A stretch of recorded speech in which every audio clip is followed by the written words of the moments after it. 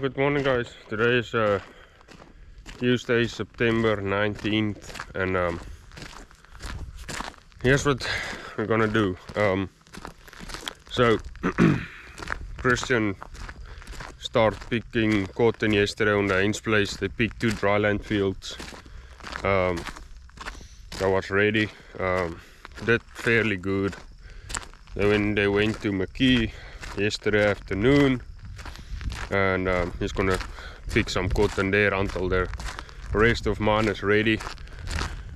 Tina's and my dad is cutting soybeans on Sherrard, and Shirley is dealing with the trucks. So I finished up rowing the stuff that's harvested.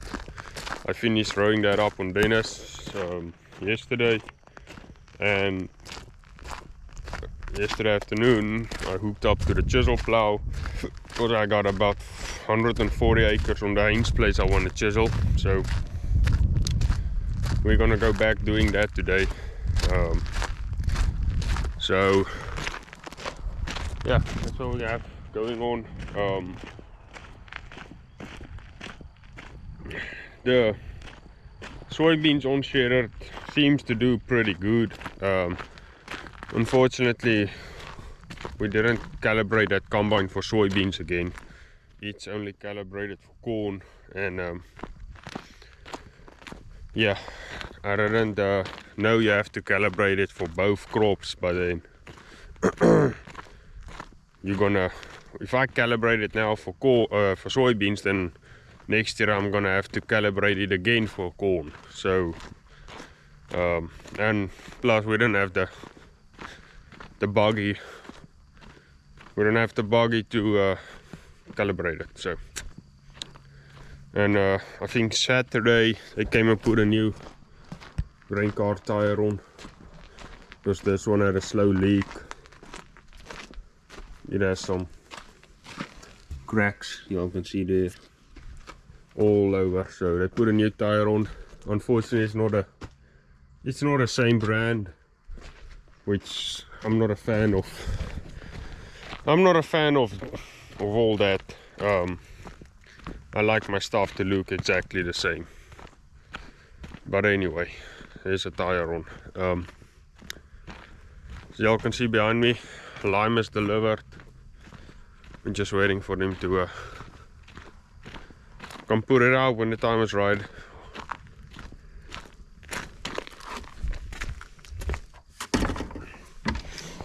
So here's the chiselplow. It's a 22-footer roller cone. Now I can tell y'all it's pulling on this 310. I think we only go that deep anyways, about 16 inches. But I'm gonna go fuel up, check the oil. Should be good to go.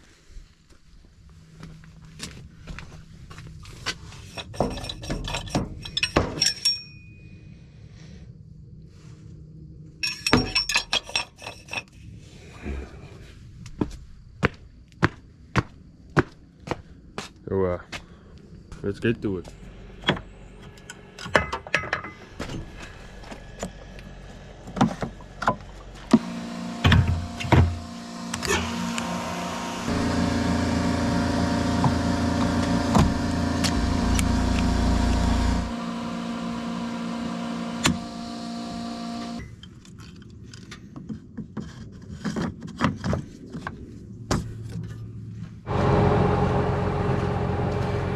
So let me show you all about the cotton over here. So on cotton we spray. When it's the time, we spray ball buster and takedown. So takedown defoliates it, takes the leaves off, and ball buster opens or help with opening the balls up, so the cotton can come open up like this. So it eventually can look like this. As y'all can see, we still got some leaves and some bolts that needs to be opened. Y'all can see over here on the top.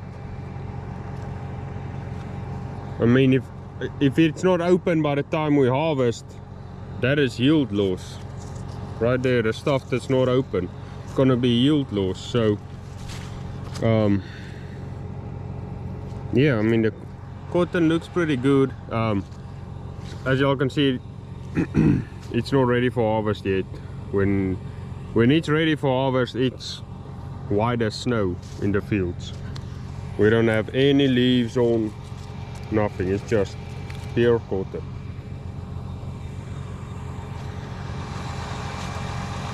And we'll drive over there where Christian picked yesterday, and I'll go show you all the bales.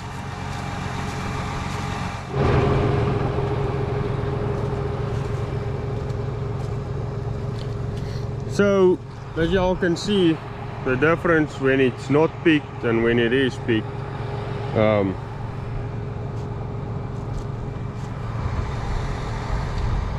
I see there's quite a bit of cotton still on this plant.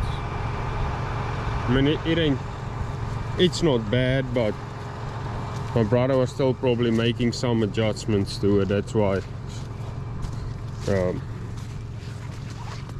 Still see some cotton here and there.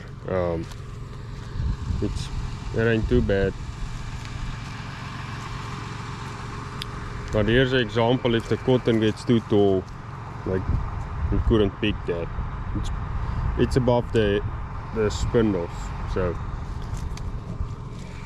but here's a bale. In the size comparison, I'm 5'5".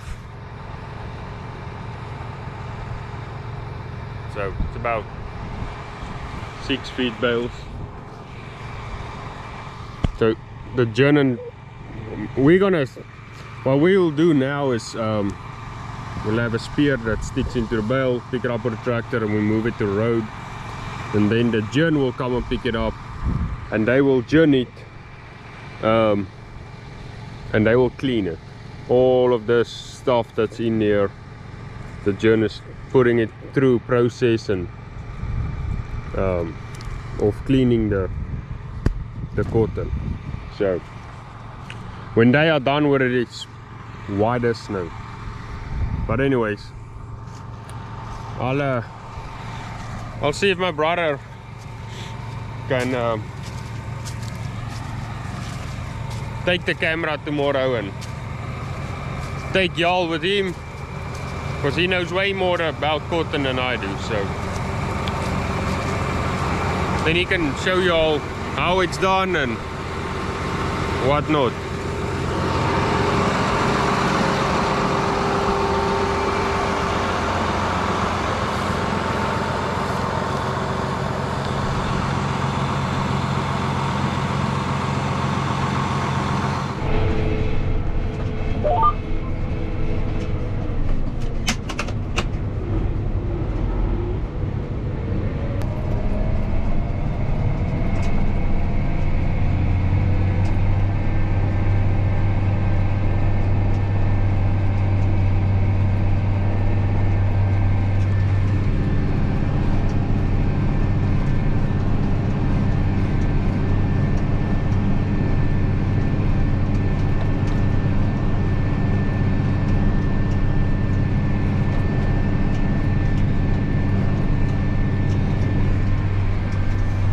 As y'all can see, street 10 is pulling pretty hard.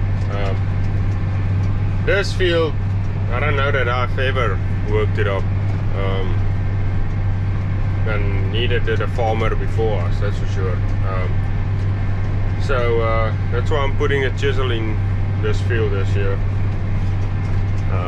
Well, it's not something I'll do every year. I'm more kind of like a no-till guy, or well, more like a minimum till. That's why I got a Kelly Diamond. Kelly Diamond doesn't stir up a whole lot of dirt, and that's how I like it. So, but like I said, this field has never been worked up by me, so Anyway,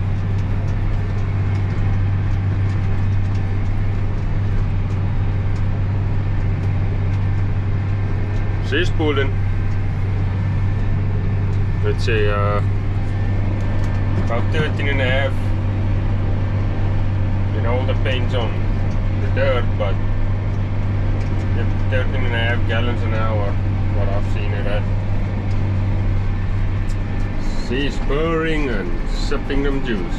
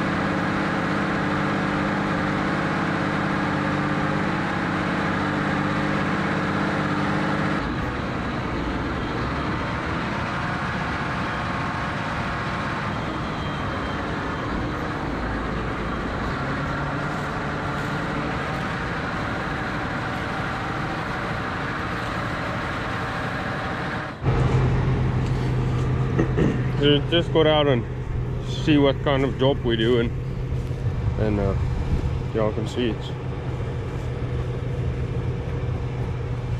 it's pretty loose. Go about 16 inches.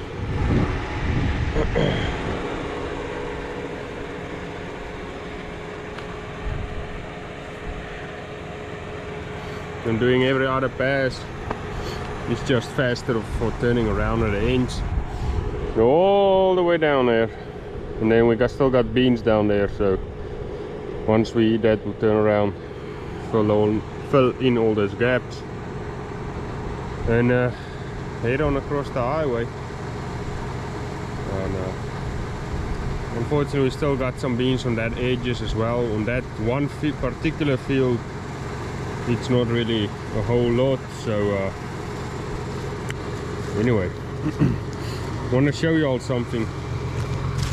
You'll see all those beans still on plants. So that is what you get if you don't have a flex header,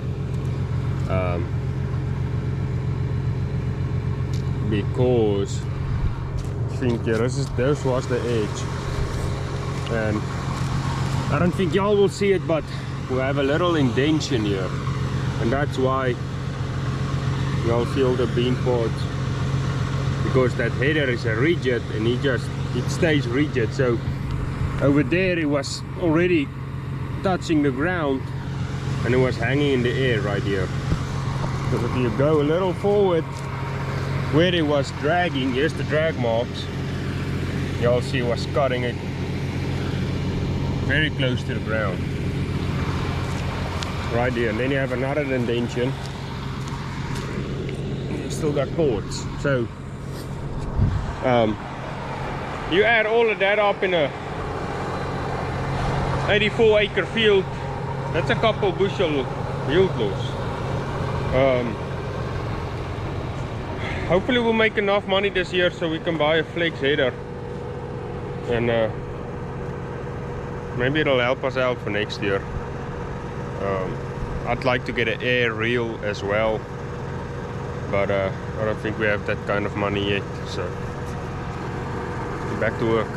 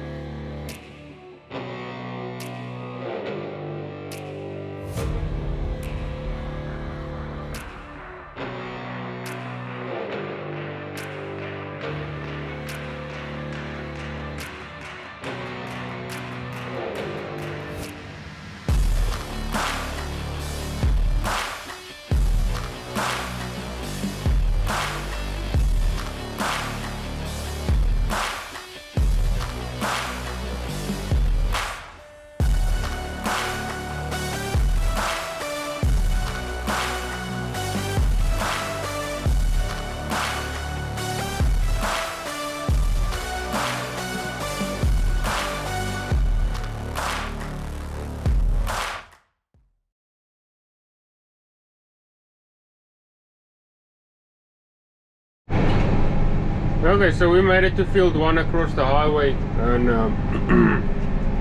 this field is about 95% underwater when the river comes up. Only that hill you'll see in the background. That's the only part, and then a little bit of this hill in front of us that is out of the water.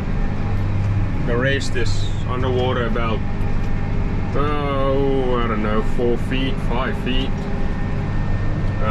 I had to go down 1 gear. It's pulling real hard. You can see the horsepower there, it's full. It's using all 310 horsepower. So yeah, she's pulling pretty hard.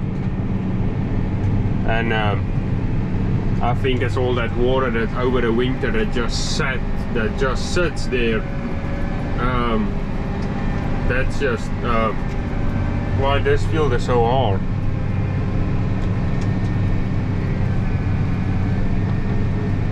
So it's really struggling. And I'm on the same depth, nothing has changed.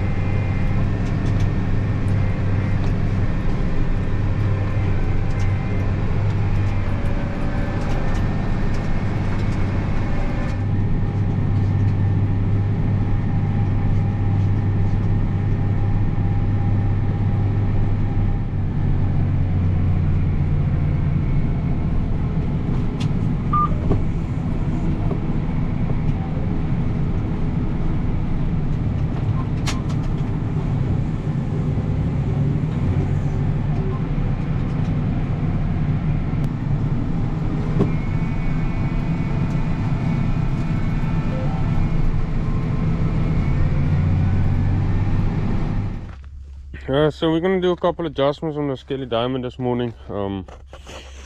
First of all, we're gonna let me see here. We're gonna take one of the spacers out, put it on the bottom one.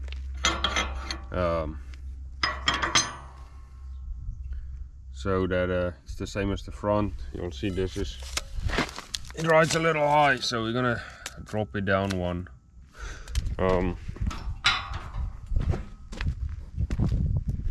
And then I'm gonna check the tension on these chains, because when I folded up this morning I noticed, so what I noticed is that when I folded it up this morning, it didn't fold correctly. I had a struggle to get it on that rest right there. So, but if you look at that, so these tensions on these chains, if you roll it, it should move as a unit and not do like a snake. That's what it's doing now. So I'm gonna do an adjustment there, and then basically all the chains is the same. If you roll it, it should move as a unit. This one is not far off, but you can see, I can see that it's not moving. This is moving. Because what it does is, if this is out of tension and you fold it up, it bends that. So we're gonna do that, and on this side we're gonna drop the spacer down the same. We're gonna grease it. Doesn't have but a couple grease zerks at the back. That's what it's supposed to do. Just like that. So we got a nice big range here. 1.75 inches. So what I need to do now is I will need to loosen up the tension first, so this bar can drop down, and I put the spacers in.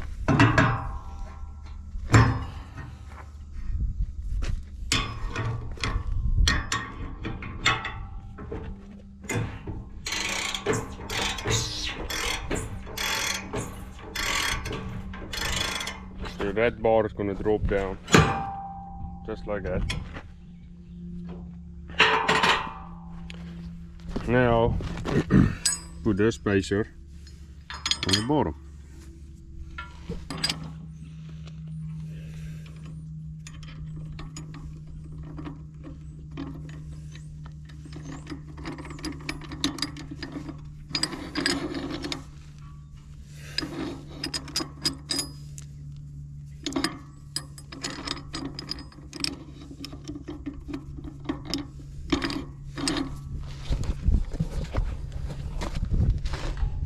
We're going to do the same on the other side.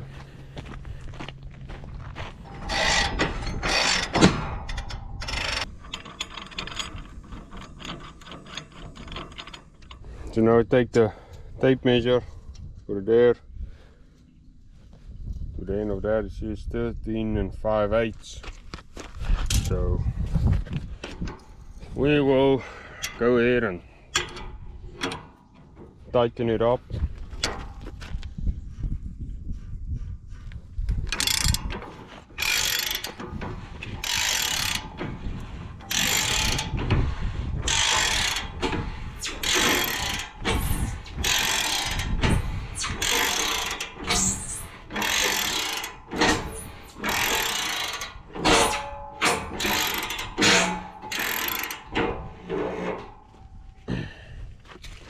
Measure it again,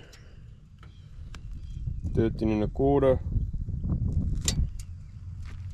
tighten it up. So we got a couple grease points right here on the swivel, and I've got 2 on the wings, and I think the tires got some, and that's it.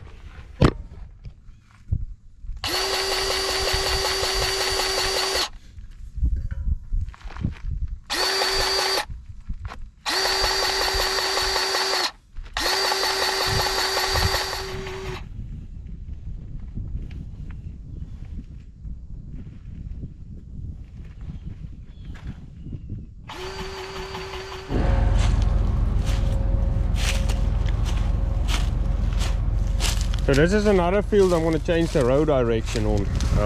So I'm going to kelly it twice. It's about 31 acres. And since it's gone, we're going to have to do it twice to get down to the beds with all this trash. But I just want to see what kind of a job it's doing.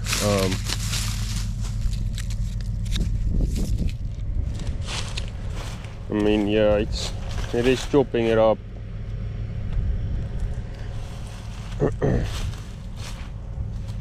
But y'all can see I ain't really breaking the bed. But we're gonna run it, we're gonna go twice. And then, so the rows goes like this now. And since I started rowing this field up, I've been having problems. Because this field, it falls kind of weird. It kind of falls this way, and then it falls that way on the same time. So I have to pull plenty of water furrows and stuff. So I don't know. I'm gonna row it up east and west, and we'll see how it drains. I don't know. Maybe it's gonna be worse. I don't know. This field or this side falls kind of that way, and that side kind of falls this way, but at the same time that way. So I don't know, it's a little odd, but let's see. Kelly is doing what it's supposed to do. It ain't gonna bury all this material, that's for sure. No way.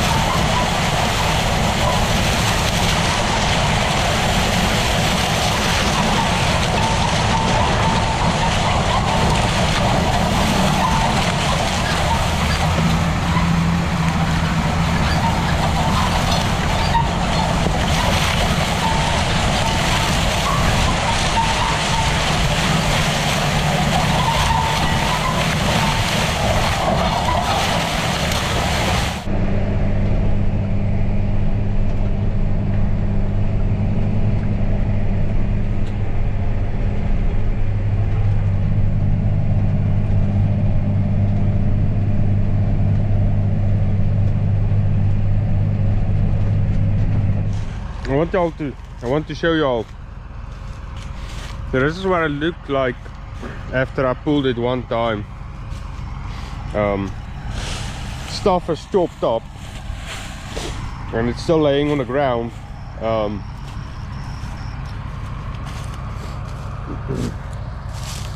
Which the Kelly ain't gonna bury. See, I'll see what this looks like after one pass. And the neighbor over here, they pulled the disc. I don't know if they did it once or twice, but they definitely pulled the disc. So they buried the stuff a little more.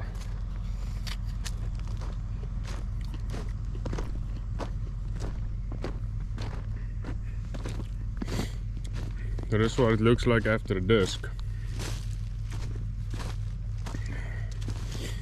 And yeah, I mean the stuff is chopped up and everything, but it's a lot more cloudy, as y'all can see.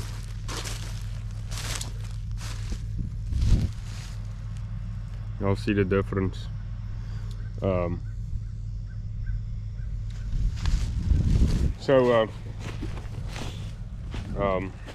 Yeah, I've been in my lunchbox already and it's not even 10 o'clock, but anyway, my goal is to do minimum tillage. So that's what I'm trying to achieve. Doing minimum tillage, experiment with cover crops, all that. So I'm going over it for a second time now, and I don't know if y'all be able to see it, but we're getting some raindrops all of a sudden. I don't really know where it's coming from, but it's not even showing up on the radar, but we get raindrops, so we'll see how long we'll be working. It's doing a real good job on the second time around. It's smoothing it out even more, chopping that stuff up even more, so looks pretty good. So we moved over to field 8, and this bed is very, very tall. So if I knew that this bed's gonna be this tall after harvest, I would have sprayed my cover crop in with an airplane before we even harvested, and I would just no-till this field next year.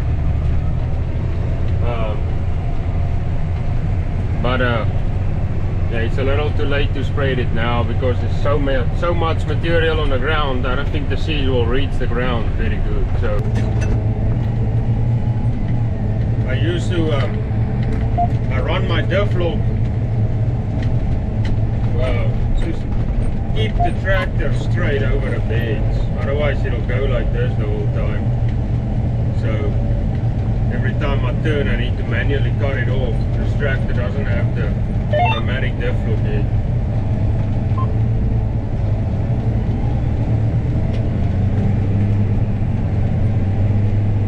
Tillage is doing a pretty good job.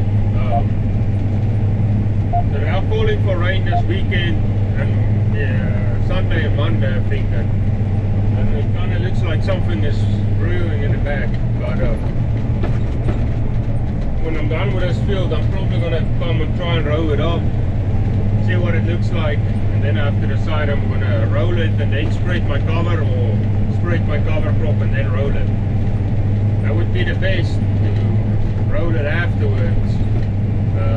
But it all depends on how crumbly the bed is, because when the roller comes over, flattens the bed out, it pushes a lot of dirt back into the middles, and all my cover crop seed is going to go to the middles, and I will have no cover crop on the actual beds. And the only way I know why it does that is because we did it one year on another field. So different tractor, same field, bedding up. I just got a few raindrops. I think we for sure are getting rain this afternoon.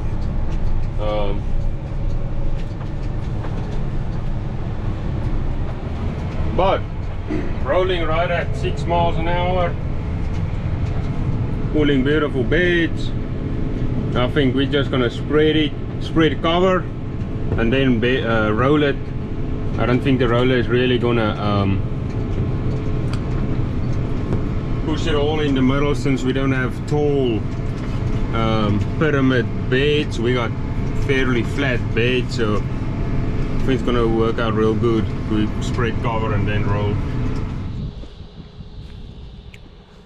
So y'all can see, pulls up huge beds again. But this might look a little rough now, that's why we pull the roller. What I like is I mix in all this residue into the beds when I row up.